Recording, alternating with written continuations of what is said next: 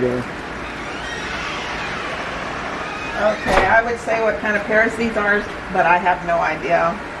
I'm cutting away any bad, and if there's just nothing really left to the pear, I just toss the whole pear for animals, for the livestock.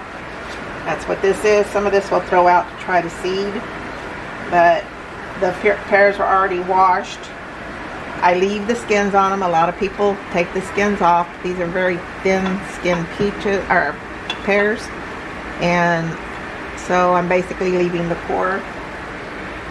And also the ones that are in really good shape, I'm putting in the fridge because they're excellent pears. So what I'm doing here is I'm basically going to fill my pot, and then we'll start the cooking process. All right. How big would you say this pot is? 6 or 8 quart maybe. The Pioneer Woman pot, I have no clue, but I'd say 6 or 8 quart. So, and these are just pears that you got at the produce market, right? Yes. And they're wonderful. And all you're doing is like cutting them into eighths or quarters?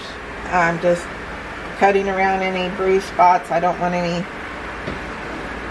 real bruising in my pot. I'm cutting around the cores. Some people just literally core them first. I'm just cutting around the cores. You can see the seeds and the cores in here.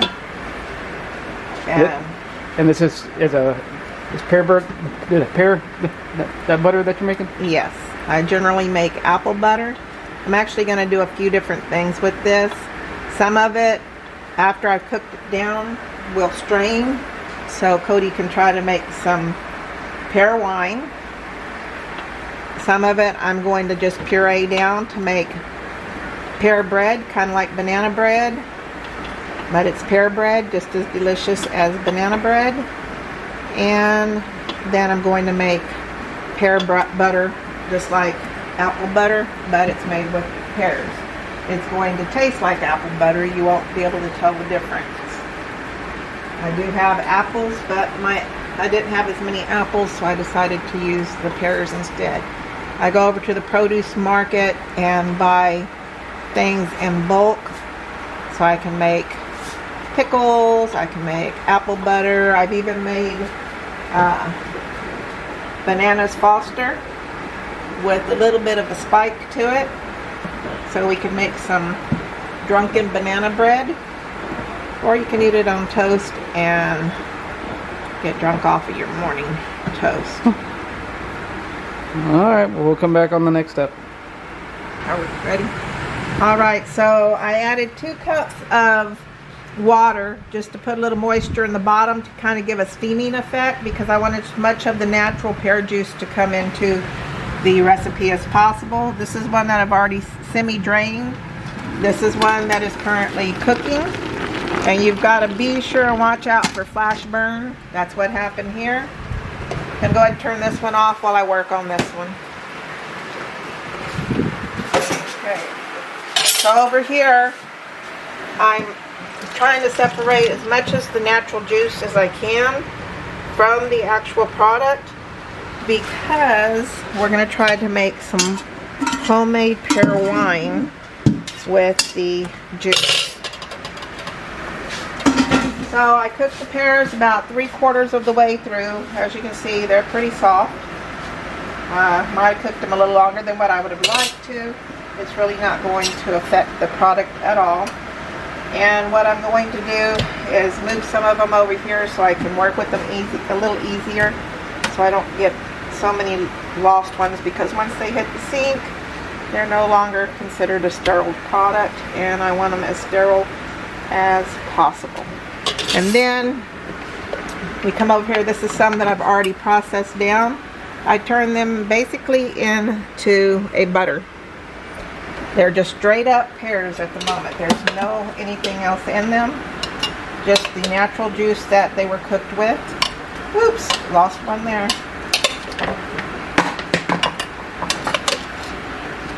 Put them in here. You don't want to add any extra water to it, because then you have the chances of it separating when it's canned. I would guesstimate how many quart containers I will end up with, but I never have ended up right on that, so I'm not even going to try. I'm processing this on a food chop thick, and then I just go like that. As you can see, I left the skins on it. A lot of people like to take the skins off. I personally like the skins on. You won't even know they're on there. Okay. After I get it processed down, that's what it's going to look like. Right now it's not extra sweet or anything, just a natural sweetness. And then I'm going to add them back into my pot and do that over and over until I've got them all done. Actually, it's plenty sweet just like it is, but most people like really sweet apple butter. One of those cheater things in life. Here's some of the juice here, the natural apple juice, and it is delicious, I'm sure. Yeah, you mean pear juice? Oh yes, what did I call it? Apple? Apple juice. I'm sorry. I'm doing pear butter, not apple butter. Same thing, I'm gonna put this in here. At first, you really, while you're trying to get those juices going, you've got to kind of process it down a little at a time. So some of those juices that are in the chamber can get going. Otherwise it won't process down properly. There you go. Kind of want it like a smoothie. So when you boil them on the stove, you put 4 cups of water or so in it? Put 4 cups of water. And boiled it until they're soft? Yes, until they're soft. Like the consistency if you're making mashed potatoes.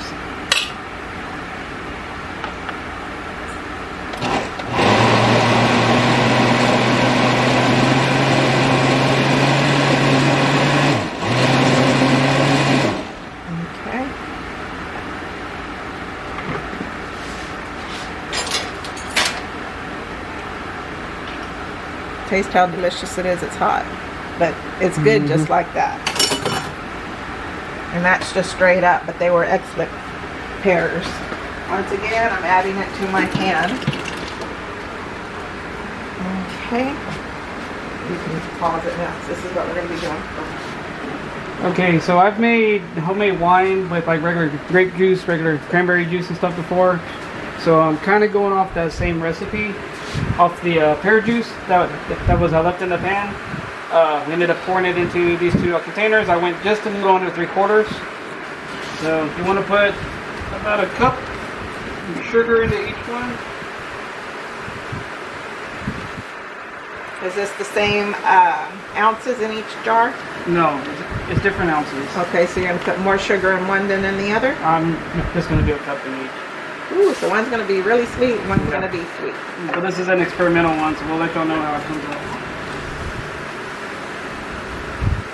One's going to come out as moonshine and one's going to come out as white lightning. Okay. Are you going to need the funnel for anything else? No, I need to get the lid so we can that's it on those.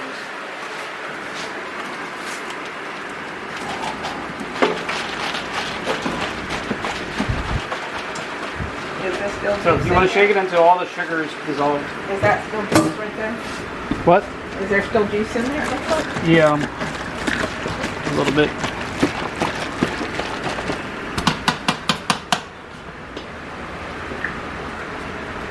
Okay, so then we're going to add about a cup of water.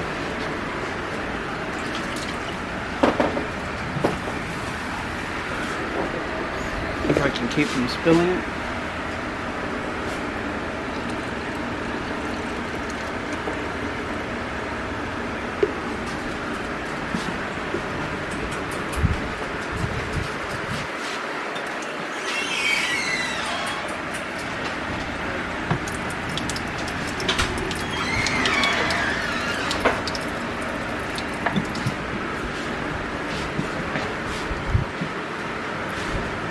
then on the yeast, it really doesn't matter how much you put in there. So I'm gonna put a little over half a teaspoon in this one. So that was a half, and then we'll do half of that. And then since this one has a little more, we'll probably do 2 of these. Do you put any lemon juice or anything in it for preservative, or you're not wanting it to preserve, you're wanting it to ferment? Yep. Gotcha. So we'll tighten these lids down again. Do you want to do it? And give them a little shake, get everything good and mixed up.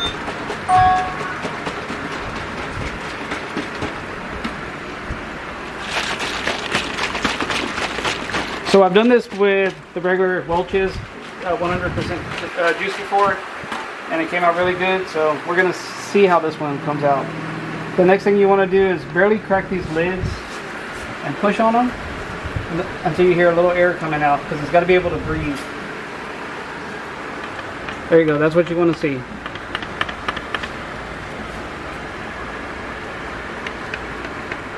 Then we'll put these in a dark place, probably in our pantry, and we'll leave it here for about 30 days. And then after 30 days, it'll be ready to drink. So that's it. So we'll get back to the butter side of it. So what I've got over here is I'm preparing some of my jars. They got to boil to make them totally germ-free. Sterilize them. Over here, what I've got is what I started with, a pot and a half of pears. This is what it's cooked down to after I pureed it. As you can see, it's kind of the consistency right now of like applesauce, like an applesauce, and it is actually very sweet because I started out with very sweet. This is a large lemon. This is one of the things that helps with the preserving. If we're doing pickles or something, the salt is one of the things. But with this, you can use lemon zest or lemon juice. Just be real careful you don't lose any seeds in it. This is a rather large lemon. I'm going to put that in there, and then you're going to mix it down and turn my heat back on. I had started kind of boiling over there, and I don't want it to stick or singe. You mix that juice in really well because that's, like I say, one of the preservatives. It's what adds the acidic. Now, since I started out with pears, I'm kind of weaning it versus the apples. I guesstimate that I did 6 cups per blender, and I did about 6 blenders. So I'm just going to kind of wing it, and I'm starting out with very sweet pears. This here is pumpkin pie spice. It's kind of a cheating way of getting some of your goodness in there without having to have a whole bunch of different spices like clove and all. And what I'll do is I'll put it in there, and as I get everything mixed down, I'll kind of do a taste test. You don't want to cross-contaminate by using dirty spoons, so you're going to dirty a few spoons when you're doing this. I never know how many pears or apples or whatever I'm going to start with. Most recipes call for a bag of 6 or 8 or whatever, but I normally start out with a whole lot. This is Mexico, from Mexico, literally, cinnamon. You can use just store-bought cinnamon. I kind of prefer the Mexico cinnamon because it's a little richer. You can less. What was that, about 2 tablespoons you put in there? Oh, that was more like, because I like it really cinnamony, it's probably more like about 4 tablespoons. And I will probably be adding more versus less. Now, I've read some recipes that call for butter. I'm kind of scared to put butter in it since I just do the water bath canning. I don't want to take a chance on something going south on me. And I'll show you what I do to make sure my product doesn't go south and all. Now on the sugar, since I'm starting out with a very sweet pear already, this is organic type sugar. It's not bleached. As you can see, it's a yellowish, big, shiny crystals. I'm gonna put about a cup, and then we'll see where we're at. Generally, if it's not a very sweet fruit, you're gonna have to make it up with sugar. But this is a really, like I say, super sweet pear. So I'm kind of the mind I'm not going to have to. Also, you'll see how I'm already getting thick. I try to avoid using Sure Gel and all the artificial stuff that I can on my product. I find that with strawberries and cherries and so on, you almost can't get by without using a Sure Gel or something like that. But on the apple butter, it's pretty good about setting up like it's supposed to.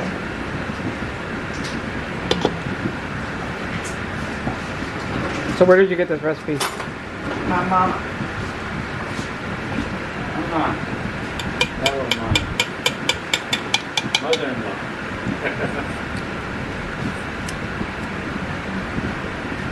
What should we add? We got quite of a bit of lemony. So more sugar? Sweet, yeah. More sugar? Okay. So I'm going to add another cup of sugar. I kind of agree. Because the lemon, which once again is one of your preservatives, is going to take away a little of that sweetness. Okay, so I added another cup of sugar. And like I say, I had 6 cups by, I believe it was 5 or 6 blender full. We'll know once I start canning it, and then we'll be able to break this down a little better. We're getting thicker.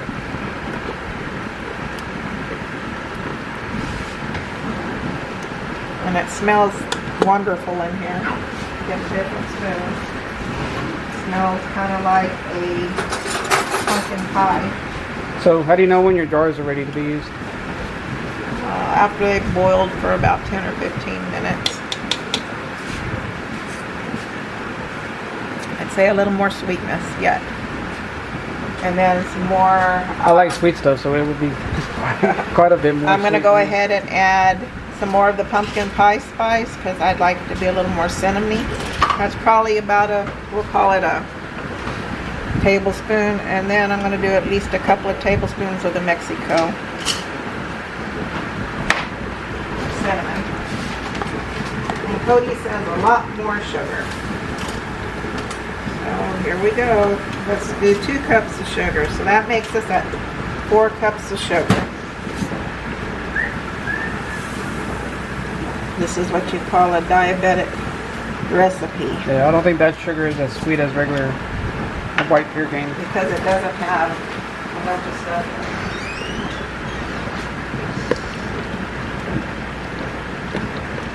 Getting thicker. Getting kind of the consistency of gravy.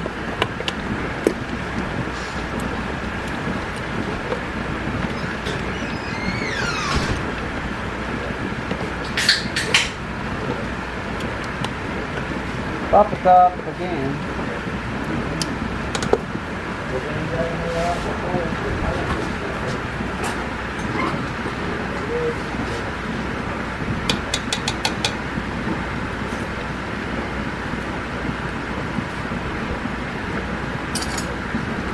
That's better. More sugar? No, it's fine. Okay, you still have the lemony undertone. Do we want to get rid of the lemony undertone? Because if so, we got to add more sugar. Don't matter to me. It tastes fine how it is. It's fine? Okay. I don't mind the zesty undertone. Okay, since this is cooked, we're just going to leave it on here while we wait on our jars to get done. So I've got 5, are you doing this? I got 5 new lids, 5 rings. These are regular mouth. This is a canning funnel. This is canning tongs. As you can see, they grip the, it's supposed to have another rubber thing here, but always open the canning away from you so you don't singe your skin. Been there, done that too many times. You gotta let the jars drain away from you.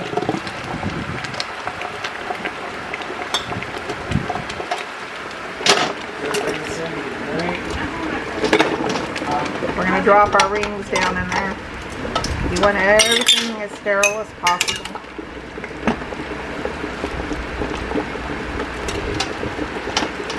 Sometimes it gets a little tricky here, so you might need a backup, which I find that tongs do well to do. To lift these up without singeing yourself.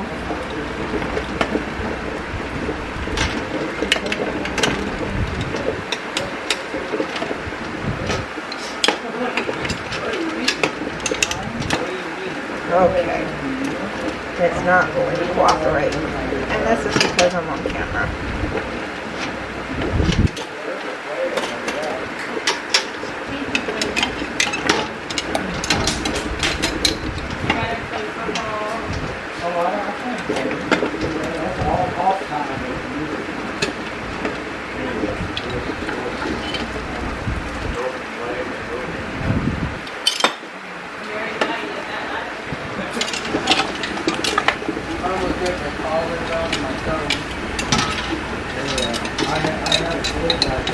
It's always best if you can get it to cooperate.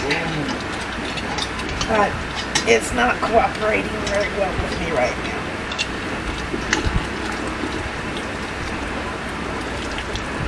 Okay. Stars are good and hot. Okay, here's my rings. You want to turn your rings upwards so you don't get them contaminated. Your lids, rather.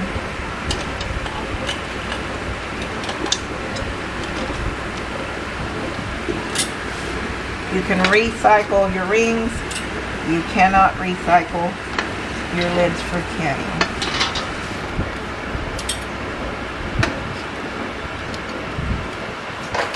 Okay.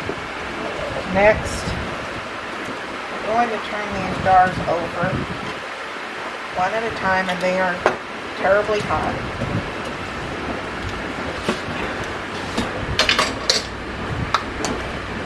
Okay. You want to leave your water boiling.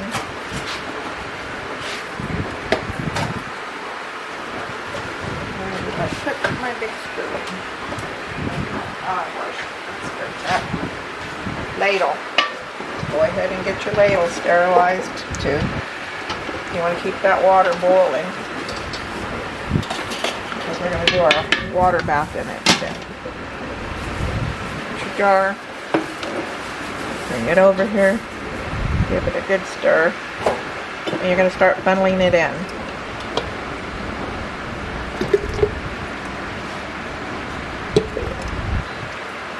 Boy, it smells good. You have to make toast it a bit. Okay, you want to leave yourself some headroom here.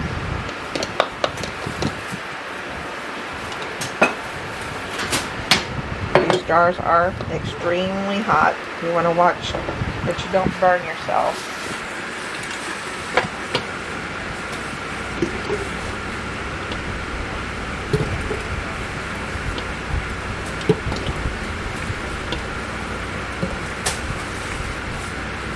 I believe this might be y'all's ladle, Cody. Okay, leave yourself some headspace.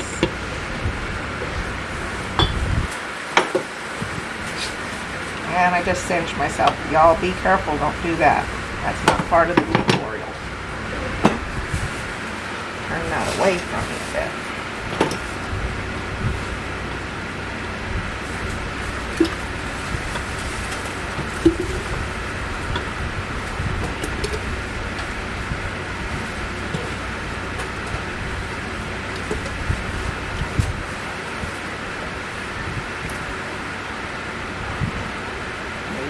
Headspace in the jar.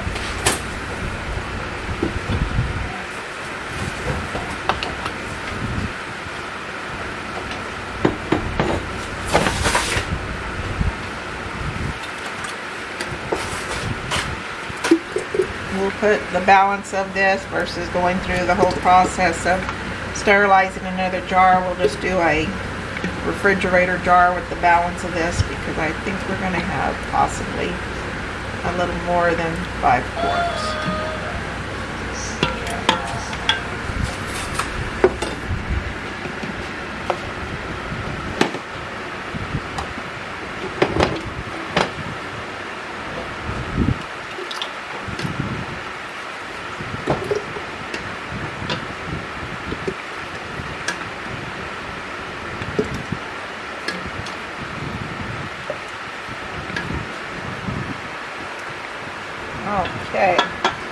So this is what we're gonna have left. It's probably enough for another jar. I'll send that one with Cody. Okay, so as you can see, we've got a little head space left in each of these jars. Next, we're gonna get a nice clean paper towel.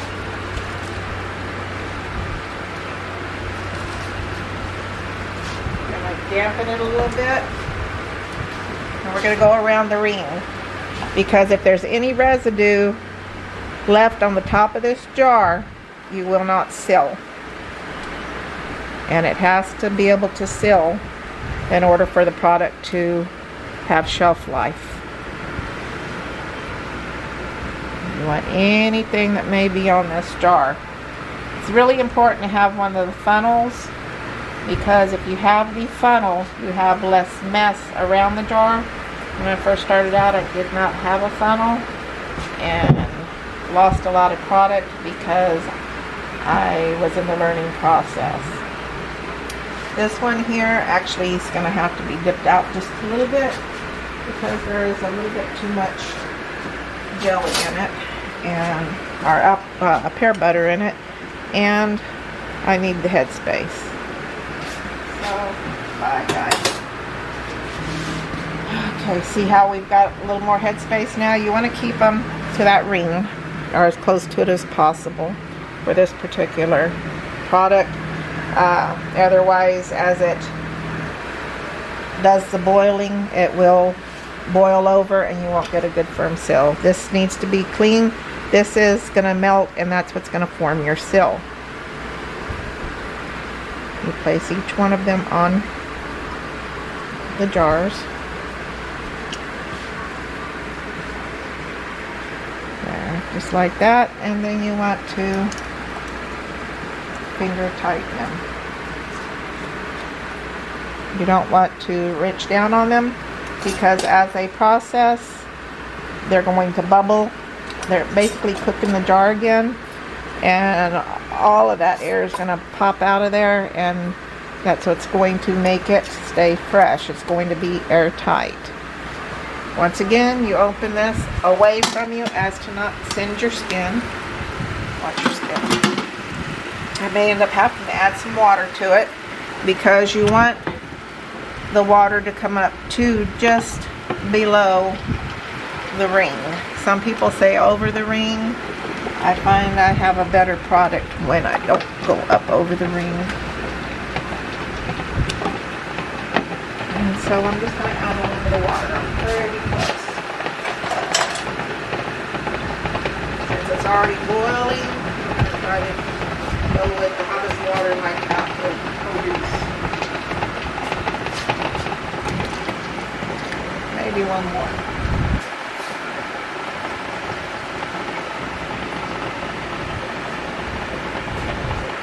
Okay. Then what we're going to do, because this is not a pressure cooker method, this is called a hot water bath. We're going to leave it on there and let it come to a rolling boil again. And we're going to let it cook for probably about 15-20 minutes. And then we'll be taking them out and putting them on here. Okay, once again, you want to open away from you so you do not singe your skin. You want to kind of look at them. You'll notice in the center they have a little bump up.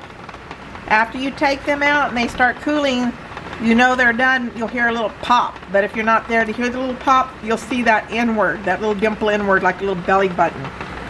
So you're going to want to take them out. You'll notice how loose my ring is now from how I tighten it. I'm going to take them out. I'm going to set them. I prefer to give them a little breathing space between each one. They're already popping. Listen for them to pop. Some of them are going to pop the second they hit my house, because my house is cool. Okay, that one popped. You never want to go through and self-pop them, because then it won't be right. And then you're going to cover them up until they all have time to pop. 2 of the 5 have already popped.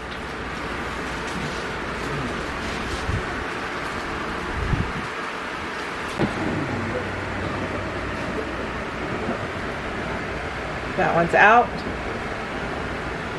That one appears to be in from what I'm seeing on your video. That one's in. That one may be in. Okay, so you'll notice how the rings that I had finger tightened earlier are loose. It's a little premature to do this, but I'm going to do it anyway, so Cody can go on. This is how you want to store them. You want to store them without the rings. These will be tight. I'm going to wait and let them totally cool. They'll be tight. Let me go get a jar that I've done before to show you what we're looking for. This is a jar that I've done before, and this one actually is grape jelly. And you'll notice how the ring is not on it. These I left the ring on, but this is how you know that it's fresh. If you ever come into your pantry and the lid is loose, that means that you've lost your product. You have to know that your product is safe for eating. You see how these are on good? That's how you know. If for some reason your seal didn't take and it gets past you, it's going to explode the lid. And you want that. You want to know when it goes south so you don't use it. Here's some, this is pear butter that I've made before, exactly what we're making in there. You notice how the lid is on there? I could actually hold it by the lid. That means it's a good tight seal. Anyway, I hope you enjoyed this tutorial.